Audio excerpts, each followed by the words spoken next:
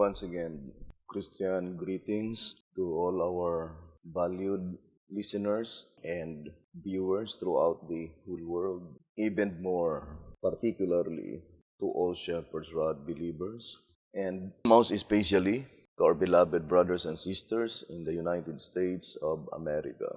Special greetings to our brethren in Colorado, in Georgia, in Kansas, in Missouri, in Texas, in Chicago, Illinois, in Arkansas, in California, in New York, Pennsylvania, Canada, Fiji Island, Mexico, Spain, Africa, Kenya, Pakistan, Zambia, to the United Kingdom, and also to our brethren in Australia, and to our brethren in Malaysia and in Indonesia, greetings.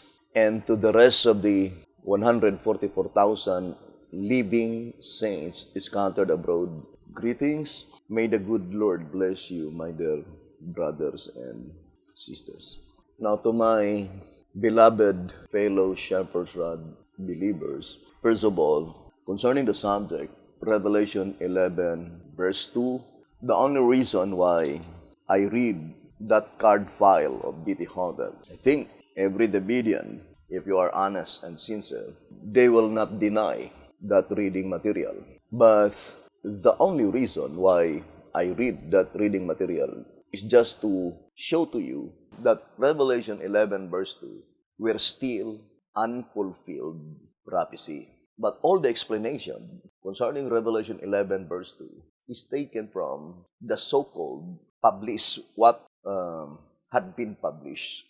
And also, very seldom, sometimes I quote the reading material published by the Bayesian advocators.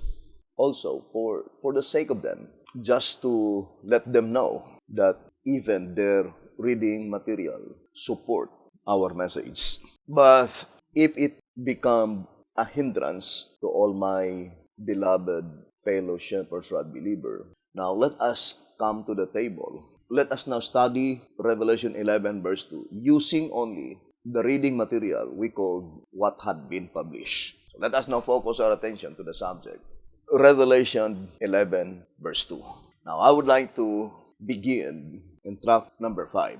In track number 5, page 79, it says, with the 14th verse of Revelation 9 begins the description of the sixth trumpet, and it ends with the 14th verse of Revelation 11, which announces the second woe, sixth trumpet is past. And behold, the third woe cometh quickly. Accordingly, each prophetic event recorded between Revelation 9 verse 14 and Revelation 11 verse 14 must find its fulfillment in the period of the sixth trumpet, between the first and the second woes. Now, ponder deeply this reading or this paragraph. The Shepherd's Rod plainly told us that each prophetic event that had been recorded between Revelation 9:14 and 11:14 must find its fulfillment in the period of the sixth trumpet, between the first and the second woes. Now, to my fellow Shepherd's Rod believer, I think you will agree that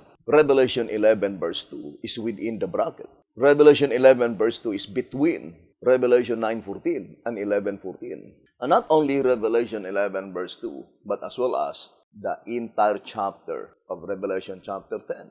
It is within the bracket of Revelation 9 verse 14.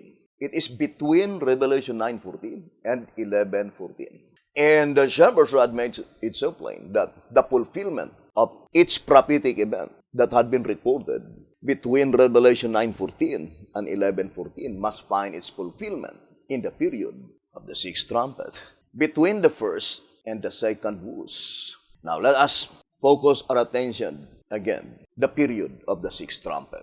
To repeat again, each prophetic event recorded between Revelation 9:14 and 11:14 must find its fulfillment between the period, brothers and sisters, of the sixth trumpet, between the first and second woes, between Revelation 9:14 and 11:14. Now I would like to illustrate. The first one is between Revelation 9:14 and Revelation 11:14. Of course, Revelation 9 verse 15 to 21, then Revelation chapter 10 verses 1 to 11, and then Revelation 11, verse 1 to verse 13. These prophetic verses is between Revelation 9:14 and 11:14. And according to our reading, each prophetic event that had been recorded between Revelation 9:14 and Revelation 11:14 must find its fulfillment in the period of the sixth trumpet. So it says, in the period of the sixth trumpet. And then the third one says, between the first woe and the second woe. The term first woe and second woe is very broad. If the fulfillment of each prophetic event will find in the period of the sixth trumpet, then the first woe and second woe must be within the sixth trumpet. Because if you will say that it is the fifth trumpet and this one is the sixth trumpet, then it could no longer be between or within the period of the sixth trumpet. So we need to study what is the first woe and the second woe. But for sure, in that reading, whatever the first woe and the second woe, it is in the period of the sixth trumpet. And that is the reason why there is an admonition given in track number 8, page 5, saying, so correctly to understand this prophetic event in its entirety, we must carefully differentiate the part which takes place in heaven from the part which takes place on earth. Now, even to the part which takes place in heaven, we need also to differentiate the part that takes place in the third heaven, the part that takes place in the second heaven, and the part that takes place in the first heaven. And even on the earth, we need to distinctly separate the part that takes place in the triumphant church and the part that takes place on the militant churches. Now, let us now follow the admonition given by the shepherd's rod. Let us carefully differentiate, not to mix up, because that is the result of confusion. Now, let us go back again concerning the sixth trumpet. I would like to read track number 5 on page 78. The sixth trumpet, Revelation 9 verse 13 and to Revelation 11:14. It says, chapter 9 verses 13 and 14. And the sixth angel sounded, and I heard a voice from the four horns of the golden altar, which is before God, saying to the sixth angel, which are the trumpet, loose the four angels which are bound in the great river Euphrates. Now, when studying the trumpet or the subject concerning the trumpet, let us distinctly separate the groundwork and the particular object in view. Now, I would like to read again. Track number 5, pages 33, page 34. It says, so though all such prophecies necessarily bring to our attention things which took place centuries ago, yet they are designed, like the revelation, to show to God's people things which must shortly come to pass. Fulfilled prophecies are seen, therefore, to be employed by the Scriptures only as groundwork for that part of prophecy which is yet to be fulfilled. So let us distinctly separate the groundwork and the particular object in view. Now, reading again, track number 5, page 32, it says, the statements which must shortly come to pass, Revelation 1, verse 1, and I will show thee things which must be hereafter, Revelation 4, verse 1, go to say that the revelation is given with the one particular object in view of showing the things lying not behind, but ahead of John's time, with reference being made only incidentally to the past in order to lay the necessary foundation upon which to build the future. Now, as far as the shepherd's rod is thus concerned, it says here in 2SR page 191. 2SR page 191, it says, therefore, the word hereafter in Revelation chapter 4, verse 1, means from the time of the vision, pointing forward to 1844. So, it's easy now to understand that all the application made from 1844 backwards, it is the groundwork. The particular object in view must be from 1844 onwards. Now remember, our subject is Revelation 11 verse 2. But why is it that we need to have a clear conception concerning the sixth trumpet? It's so because Revelation 11 verse 2 is within the bracket period. The reading in track number 5, page 79. that each prophetic event recorded between Revelation 9:14 and 11:14 must find its fulfillment in the period of the sixth trumpet. So we need to study closely the period of the sixth trumpet. But the sixth trumpet, there must be groundwork and there must be particular object in view. And remember, Revelation 11 verse 2 is only the last verse which is still a part of the subject on Revelation chapter 10. Right? Also within the bracket period, Revelation chapter 10. Now, let's read again the statement in 2TG number 14 on page 16. The subject of chapter 10 ends with the second verse of chapter 11, the verse which brings us to the time of the measuring, numbering of the people, which obviously is the numbering of the 144,000. Chapter 7, verse 3 to 8, Revelation chapter 7. For they are the only numbered company of people in the thread of prophecy. Thus it is that chapter 10, including verses 1 and 2 from chapter 11, begins at the time of the end and ends with the numbering of the 144,000. You see, brothers and sisters, the statement is very plain. The voice of inspiration says that the first two verses in Revelation 11 is a part of the subject on Revelation chapter 10. Therefore, you cannot isolate Revelation 11 verse 1 and verse 2 to the subject on Revelation chapter 10, because Revelation 11 verse 1 and 2 is the climactic point of the subject on Revelation chapter 10. We already read, brethren, according to track number 5, page 100, it says, events to take place just before the seventh trumpet sounds. Now, I would like to read in page 99 so that we could understand. It says, now to get on with the sequence of the sixth trumpet, we come to the events to take place just before the seventh trumpet sounds. And what are those events? It says, Revelation chapter 10, verses 1 to 3, and Revelation 8, verse 9 and verse 10.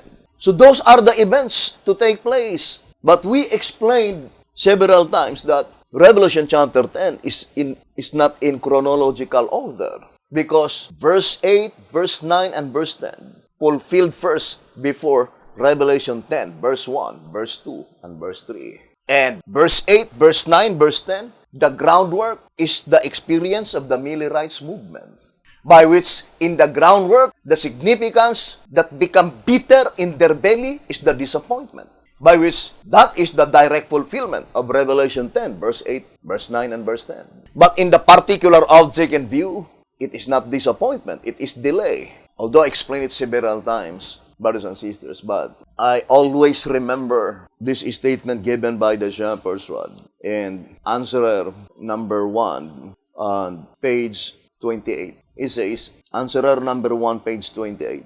Though there is much more to be said on these matters, suffice these lines for the present. For unless for your life's sake you respond to them, more would be only a weariness to you and a loss of time to us. Answerer number 1, page 28.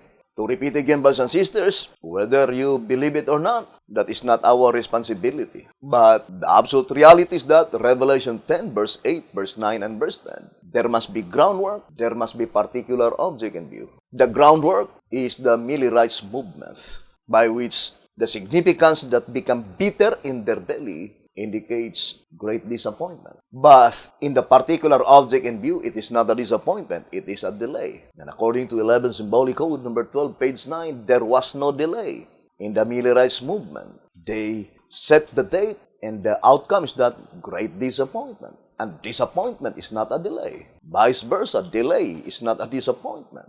But in Great Controversy 392 and 393, this prophecy says disappointment and delay, pointing to two different events. First, in the judgment that pertains to the dead, then in the judgment that pertains to the living. They will not experience disappointment, although they will experience delay. Now, we explained several times that Revelation 10 verse 1 cannot be applied to William Miller, because that messenger, brothers and sisters, According to 2TG number 15 on page 3, this angel has all the characteristics of a power that sends down the latter rain and that causes the spiritual grain folly to develop. For that is what clouds, sunshine, and rainbow indicate. As a rainbow never appears without rain, the angel is therefore the angel that brings the rain and the sunshine for the development of the final harvest. This statement cannot be applied to William Miller because the latter rain message is the Shepherd's Rod publications. And the former rain message is the writings of Sister White, the two golden pipes in Zechariah chapter 4. And both writings in the days of William Miller were not as yet in existence. So here in 1 Symbolic Code number 5, page 5, it says, 1 Symbolic Code number 5, page 5, as to the time of the former and the latter rain, the former, according to the meaning of the word, preceding in time or place, must naturally precede the latter. Therefore, the desire of ages is correct. For to the church before the Shepherd's Rod came, the experience of the apostles was the former rain. Whereas to us, at the present time, the former rain is the spur prophecy and the latter rain is the Shepherd's Rod.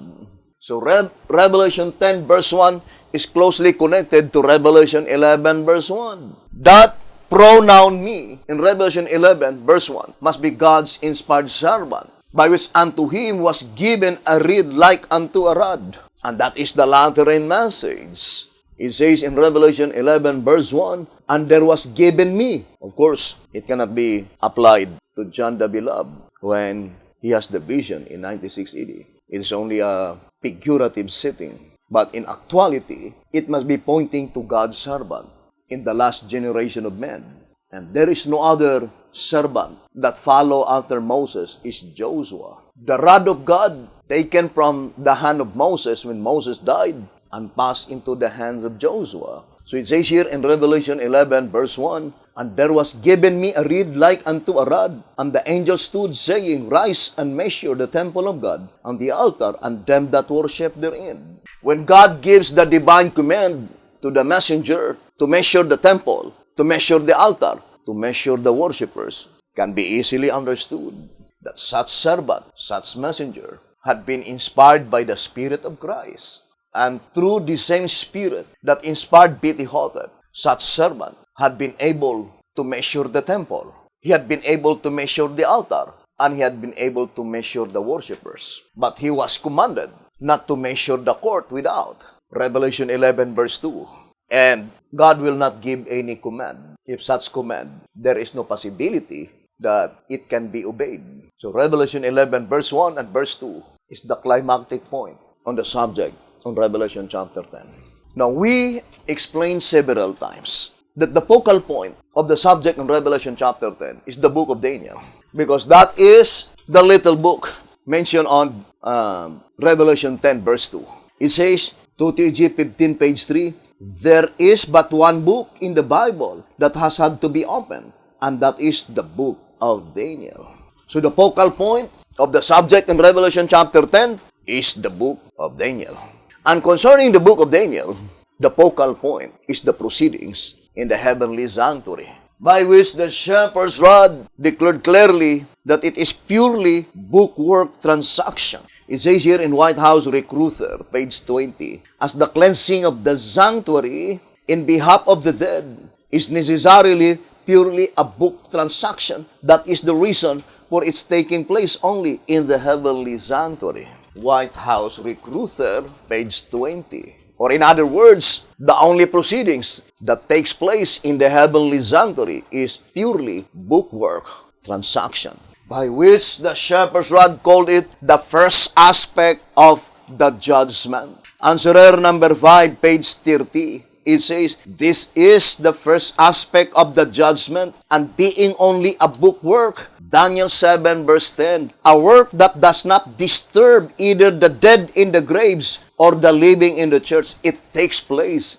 in heaven. So in the vision of John the Beloved, saying, the book is open, meaning the entire book of Daniel is completely understood, because that's what it means by the word open. And the Shepherd's Rod plainly told us here on the old symbolic code, 3 symbolic code, 8 to 10, page 8. 3 symbolic code, 8 to 10, page 8. However, history proves that the prophecies of Daniel were not all revealed at once, but slowly. The fact that we as yet do not understand the whole book proves that some parts of it are yet closed. So the shepherd's rod, or Bitihotep himself, declared clearly that the book of Daniel in his lifetime are not completely opened. But by concentrating on the vision of John, as explained by the shepherd's rod, here in 2TG number 15, it says here on page 4, 2TG number 15, page 4, you know that man naturally starts out with his right foot.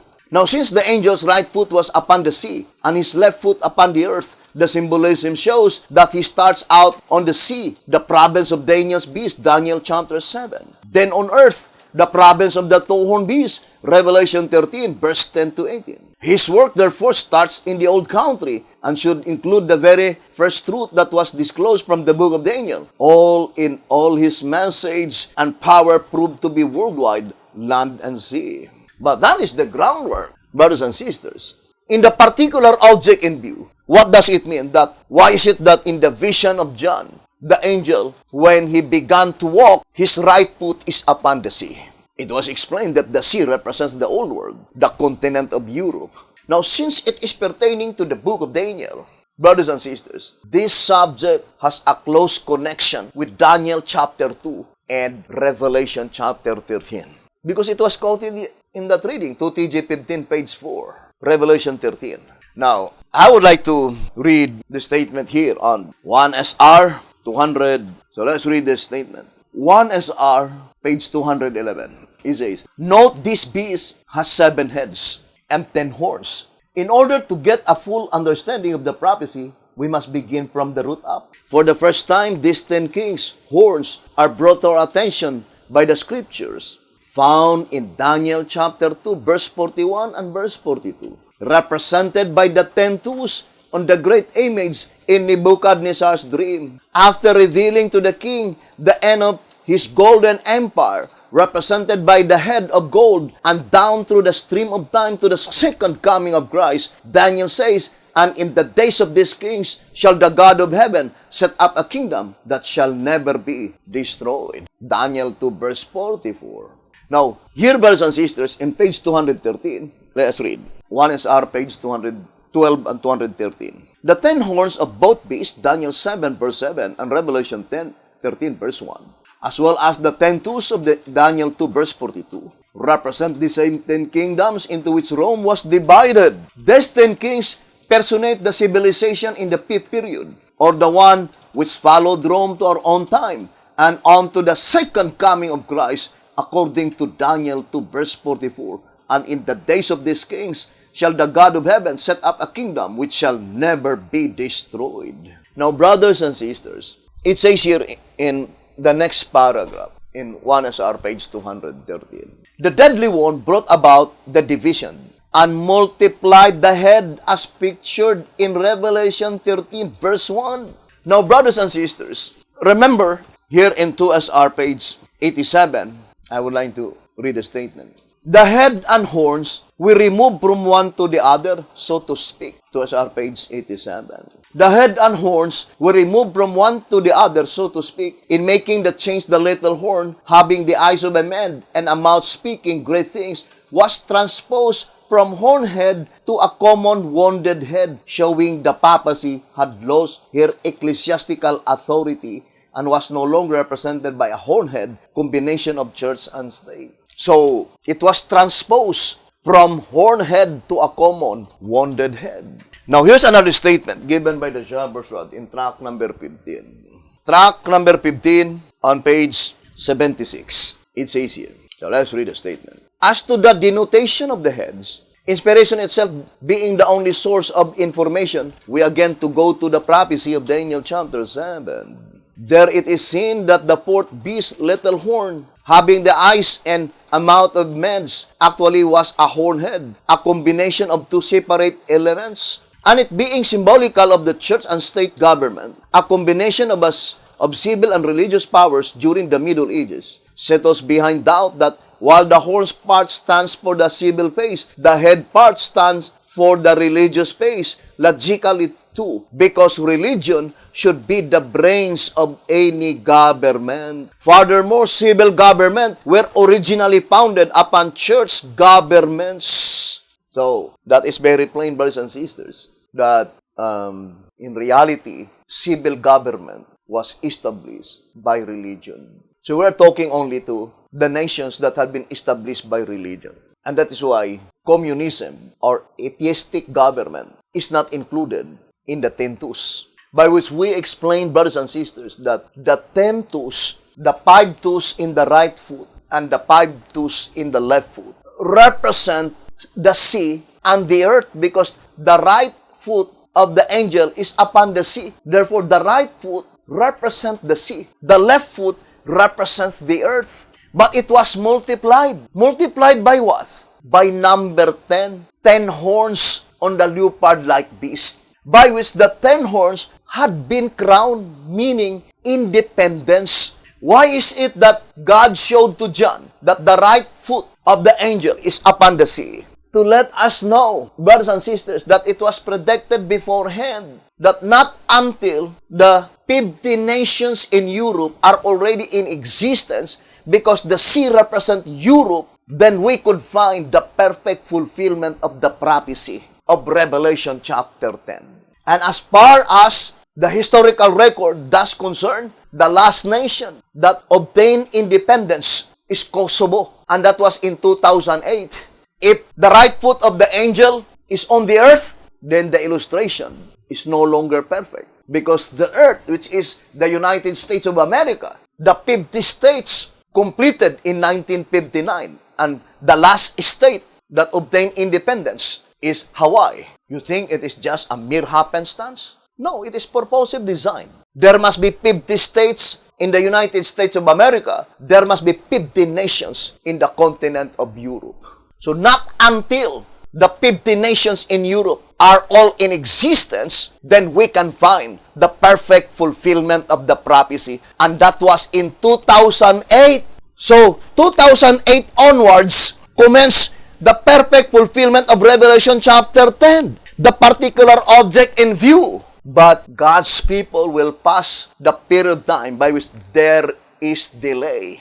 And that is our experience, brothers and sisters. And then, after such delay, God the Father declared, there will be no more delay. And this is the very message that you are now listening. Brethren, you cannot find contradiction with this message, because this message is barricaded by thus saith the Lord. You can speak anything, but this is one thing that I can guarantee to you. You cannot hinder the fulfillment of the prophecy. Now, let's go back again to our subject. What is our subject? Revelation 11, verse 1 and verse 2. The last two verses in the subject, Revelation chapter 10. Because Revelation chapter 10, verse 1 and 2 and 3 is only a description to inform God's people that this messenger, the angel, unto him was entrusted by God the latter rain message that will mature the 144,000 for the harvest. Now, I would like to read to you here on 1 TG, number 17, on page 4. It says, without this latter rain, the saints could not develop for the heavenly garner. So, I would like to read again. Without this latter rain, the saints could not develop for the heavenly garner. So, without this latter rain, the saints could not be developed. And it says, plainly then, the latter rain is miracle-working truth that causes the saints to mature for the harvest, of which the 144,000 are the first fruits. Revelation 14, verse 4. 1 TG number 17, page 4. Plainly then, the latter rain is miracle-working truth that causes the saints to mature for the harvest, of which the 144,000 are the first fruits. Revelation 14, verse 4. Or in other words, the focal point of the latter rain message is the 144,000 living saints. And I do fully believe that that is the final outpouring of present truth. In answerer number 1, on page 90, it says, a final outpouring of present truth. Of course, the final outpouring of present truth, that is the present truth under the seventh seal. the shepherd's rod made itself plain in answerer number 1. In 1SR rather, page 28, it says, according to these scriptures, which are plainly stated, we must conclude that the saints of God are sealed with present truth in all ages, and whatever that present truth is, that is the seal.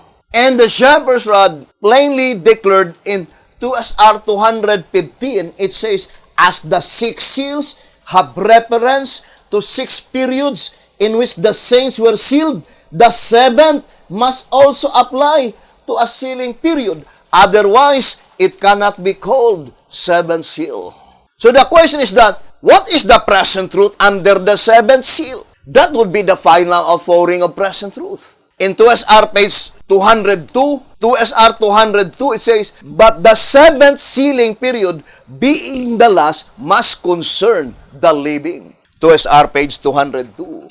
But the 7th sealing period, being the last, must concern the living. Beti-Hotep died, and together with his associates, Beti-Hotep expect to be among the 144,000, but that is a false expectation. But God, the Almighty God, He cannot be mistaken. The present truth under the 7th seal must be bestowed by God only to the saints that will no longer to taste death. And God know it beforehand that Beti-Hotep, together with his associates, they will die. Absolutely, therefore, the present truth under the 7th seal was not bestowed by God to Beti-Hotep, although it was already written in the Shepherd's Rod publications. Whatever the present truth under the 7th seal, it must be already recorded in the Shepherd's Rod publications. Because the golden bowl is the storehouse of present truth. There is no other storehouse except the golden bowl. It says here in tract number 6, page 23, clearly then the bowl in which the golden oil is stored symbolizes the storehouse of present truth. What is the storehouse of present truth? The golden bowl.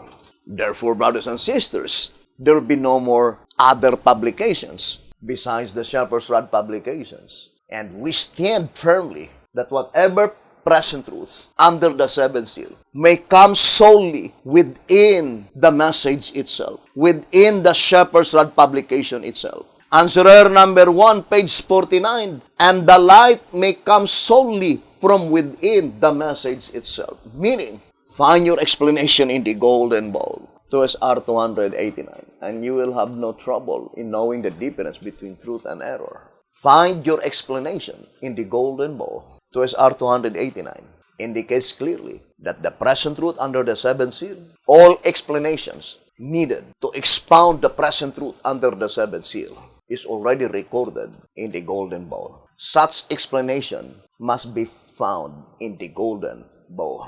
And in tract number 11, on page 12, it says, get your doctrine, brother, sister, only from the golden bowl. Tract number 11, page 12. Get your doctrine, brother, sister, only from the golden bowl. And be not like the waves of the sea, driven with the wind and tossed. Be not carried about by the many winds of doctrine that are blowing wildly from every direction to cause you to lose your way to the everlasting kingdom. And the Shepherd's Rod says in 2TG number 46, on page 43 and 44, it says here, the only ones that will endure to the end will be those who carefully watch their steps from being carried away, either by his additions to or by his subtractions from the works of inspiration. 2TG 46, 43, and page 44. And that statement, the only ones that will endure to the end, that is pointing to them whose names will not be blotted out. Those who carefully watch their steps from being carried away either by his additions to or by his subtractions from the work of inspiration. Well, for me, any other publications besides the Shepherd's Rod publications, that is an addition to the Shepherd's Rod publications. Although the term what is published is grossly misconstrued by many deviants. Because according to their finite understanding, the word published, meaning those only messages that came from the printing press. If that is the case, why is it that we believe the Bible? When the Bible came to the printing press, all the writers were already dead, 1,000 years ago. So the word published is grossly misconstrued.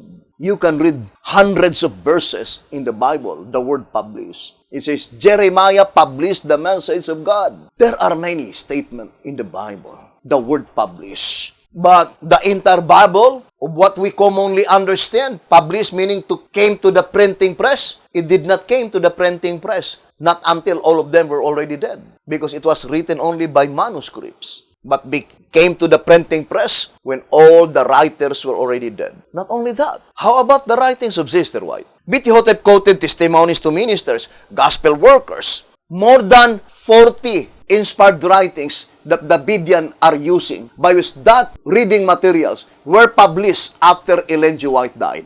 The testimonies to ministers, it was published after Ellen G. White died. Gospel workers. Why is it that we use those reading materials? Sometimes, brothers and sisters, we forget that God is a powerful God. The words that had been written by the prophets are God's own words. And God has a full power to protect His own words. The statement, brethren, in tract number 8, on page 94, it says, Indeed, if God's people could get along without this scripture, we may be sure that He would not have taken either the prophet's time to write it, the prophet's time to write it. Why is it that God allowed the reading material written by the prophet to be published after he died? For example, the Bible. It was written by all the prophets through their handwriting, but it was not published in their lifetime. It came to the printing press after all of them died. Why is it that God allowed such circumstances? It's so because God wants to let you know that He is a powerful God, that the devil cannot contaminate His own words. Even 1,000 years, all the prophets were already dead. The writer cannot protect their writings because they were already dead. Who will protect their writings? God. Because those messages that they had written cometh from God. Brethren, the statement here in answerer number 4, I would like to read to you page 27. Isaiah 27, verse 3 and 4, in this paragraph, pointing directly to the Word of God. Let us read answerer number 4, page 27. Certainly, no one can thoughtfully say that such is the work of the enemy, not without attributing authorship of the Bible to Satan. If the Bible is of the Lord, the message in the rod cannot be of the devil, for it is the Bible unfolded. Never without the power of God could it have so leavened the whole denomination, for the all-powerful one declares, for all the powerful one declares, I, the Lord, do keep it, referring to His own words. I will water it every moment, lest any hurt it. I will keep it night and day. Fury is not in me, who'd set the briars and thorns against me in battle. I would go through them. I would burn them together. For example, the weekly cycle. God preserved the weekly cycle. The devil tried to destroy the weekly cycle by introducing the Roman week. There are 8 days in 1 week, but the devil completely failed. Why? Because God protects the weekly cycle. I would like to read here in tract number 10. Tract number 10. It says here, page 35.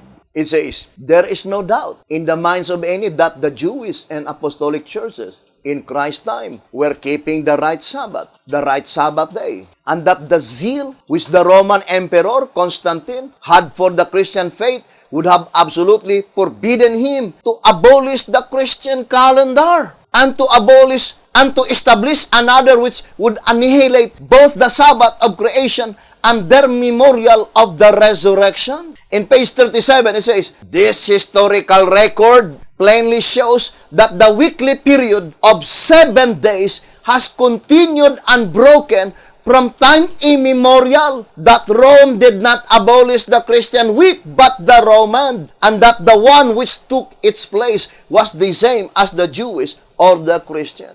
If God had been able to preserve intact throughout the ages the weekly cycle, how much more to the Word of God, which is even more sacred. It says here in tract number 10, page 38, had God not preserved it intact throughout all the ages? You see, God preserved it intact. The weekly cycle. Tract number 10, page 38. Now, I would like to remind again, brothers and sisters, the statement given by the Shepherd's Rod in 2SR 222. Let's read again the statement. 2SR page 222. It says here, in our study of the seven seals, we reserve for future explanation the following scripture. And I heard a voice in the midst of the four beasts say, a measure of wheat for a penny, and 3 measures of barley for a penny. Revelation 6 verse 6. Again, we turn the reader's attention to the fact that the voice came from the throne. See chapter 5, verse 11. Therefore, the price of the cereals is fixed by the great judge. There must be something of great importance in these symbols, for the great Jehovah himself is speaking. Who is speaking? God the Father. When does God the Father began to speak? That is in Revelation chapter 6, verse 6, according to this reading. And what is the very first message proclaimed by God the Father? Hurt not the oil and the wine. Now, I would like to read 2SR 200. Let's read 2SR page 210 and 211. The words in the Bible are the spirit and the life. 2SR 210 and 211. The words in the Bible are the spirit and the life. Therefore, the command, hurt not the oil and the wine, has reference to the Bible, the spirit and the life. So what does it mean by saying, hurt not the oil or the wine? It has reference to the Bible. So the oil represents the Old Testament and the wine represents the New Testament. Hurt not the oil and the wine. And that is the divine command. And B.T. Hotep says in Revelation 22 verse 18 and 19, it is referring to additions and subtractions from the works of inspiration. Ponder deeply, brothers and sisters. For example, the card file. Although I will not insist, but the most important question is that card file was written by B.T. Hotep? Is that card file recorded in 1953? Is it delivered by B.T. Hotep? And if you will drop that message because it was not published in the printing press, then why is it that you accept the Bible? Not even one of them had been published in their lifetime. Why did you accept many writings of Sister White that was published after Sister White died? Here's a statement that I would like to let me see if I could find that statement. Can you locate? I think is it in Timely Greetings? B.T. Hotep says 20 tracts. So, my dear brothers and sisters, let's read 1 TG number 18, page 20. I think it is page 21. Where's that statement? Begin. 1 TG. I would like to read. In 1931, after the Shepherd's Rod Volume 1 came off the press, we published 2-page article in which we said that what God has led us into is either all truth or no truth. Since that time, we have published another book, and it says, and over 20 tracts besides the series of Timely Greetings, all containing doctrinal matter. These publications have been scattered far and wide throughout the denomination. But to this day, the denomination has not officially attempted to refute any subject in its entirety. And it was written, 1 TG number 18, 1946. And it says, over 20 tracts. And I think the word over is more than 20. 1 TG 1821. In track number 13, here in track number 13, we know that, let's read, page 46, it says, track number 14, first edition, 35,095 copies published April 30, but that was 1943. So in 1943, track number 14 had been published, and it was not even included track number 15 in track number 13, the record of track number 15. So the only thing that had been recorded in track number 13 is only up to track number 14. But we know that we have track number 15, right? But in track number 13, here on page 46, it says track number 14, first edition, published in April 13, 1943. But how about track number 15? It was not recorded, brothers and sisters, in track number 13, concerning track number 15. But here in 1 TG, number 18, page 20, in 1946, it says, it is in 1946, since that time, we have published another book, and over 20 tracts besides the series of Timely Greetings. So you have one Shepherd's Rod Volume 1, Shepherd's Rod Volume 2, then Timely Greetings, 1 TG and 2 TG. Now, how about this statement, over 20 tracts? Brothers and sisters, where is the other tracts? We have only track number 1 to track number 15. But the statement says, in 1946, over 20 tracks. Track number 14 was published in 1943, brothers and sisters. Well, as I've said, I will not insist, but even the so-called what had been published, we can prove to you, brothers and sisters, that this message can stand. Even, we will use only track number 1 to track 15, 1 TG up to, what is the last? Up to 1 TG number 51, 52. From 1 TG number 1 to page 52, and 2 TG number 1 up to 48, 46. 2 TG number 1 to 46. 1 TG number 1 to 52. 2 TG number 1 to 46. Then track number 1 to track 15. 1 SR and 2 SR, as well as the symbolic codes. And although the only objection is that it's so because it was not published while B.T. Hotep was still alive. But they cannot prove that such writing are not written by B.T. Hotep. And it's very dangerous, brothers and sisters, to set aside those reading materials by which in reality it was written by the prophet. And that message, the responsibility is entirely from God, because that is His own words. Who published the Bible? They are not inspired servant. And the record, they are not even Christians. The one who published the Bible, they were not Christians, brothers and sisters. And why is it that we believe the Bible? Because God can use anybody, and still He can protect His own words. So to say that the writings of B.T. Hotep was contaminated by Florence Hotep, in reality is to accuse God that God has no power to protect His own words, which is a blasphemous thing. So we'll continue this subject, brothers and sisters, and to repeat again, for the sake of my fellow Shepherd's Rod believer, because it seems that it hinders them to listen to the message, then we will prove to you using the so-called published, what had been published while the prophet was still alive. Although that statement in 1 TG number 18, page 20 and 21, at that time B.T. Hotep was still alive, and he declared over 20 tracts that had been published in 1946. So we'll continue this subject, brothers and sisters. May the good Lord bless you and have a beautiful, wonderful evening.